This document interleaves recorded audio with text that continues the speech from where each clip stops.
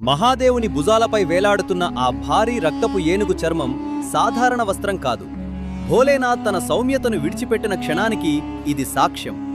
అసలు బ్రహ్మాండ నాయకుడికి ఒక రాక్షసుడి చర్మాన్ని తన అలంకారంగా ఎందుకు మార్చుకున్నారు? ఈ కథ కూర్మ పురాణంలో దాగి ఉన్న గజాసురుడిది. తన తపస్సు ద్వారా అపార శక్తిని పొందిన ఓ రాక్షసుడు. అతను పర్వతాల కంటే పెద్దదైన భారీ ఏనుగు రూపం దాల్చాడు. అతను మహాదేవుని ప్రియమైన కాశీనగరాన్ని తన కాళ్ల కింద తొక్కివేయడం ప్రారంభించాడు. అతని లక్ష్యం కేవలం వినాశనం కాదు, కృతివాసేశ్వర లింగాన్ని పూజిస్తున్న బ్రాహ్మణులను చంపి ధర్మాన్నే అంతం చేయాలనుకున్నాడు. దేవతలు మరియు ఋషుల ఆర్తనాదాలు ఆకాశాన్ని కదిలించాయి. ఆ రోజు భూమి బద్దలు కాలేదు, కాని ఆకాశం రంగుమారింది. ఆ హాహాకారాల మధ్య అకస్మాత్తుగా భయంకరమైన నిశ్శబ్దం అలుముకుంది. ఆ నిశ్శబ్దాన్ని చీల్చుకుంటూ ఒక త్రిశూలం గజాసురుడి మార్గాన్ని అడ్డుకుంది.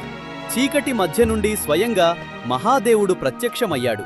ఇది అతని గజాంతక రూపం. 8 చేతులు, కళ్లల్లో సూర్యుని వంటి తేజస్సు, మరియు చేతుల్లో కాలపాసం ఉన్నాయి.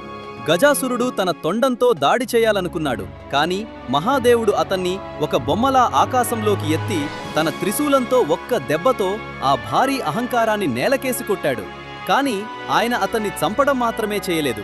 ఆయన తన గోర్లతో ఆ ఏనుగు చర్మాన్ని చీల్చి విజయ చిహ్నంగా ఆ పచ్చి చర్మాన్ని తన శరీరంపై వస్త్రంలా కప్పుకున్నారు. ఆయన శత్రుత్వాన్ని మరియు అహంకారాన్ని జయించి తన ఆభరణంగా చేసుకున్నారు.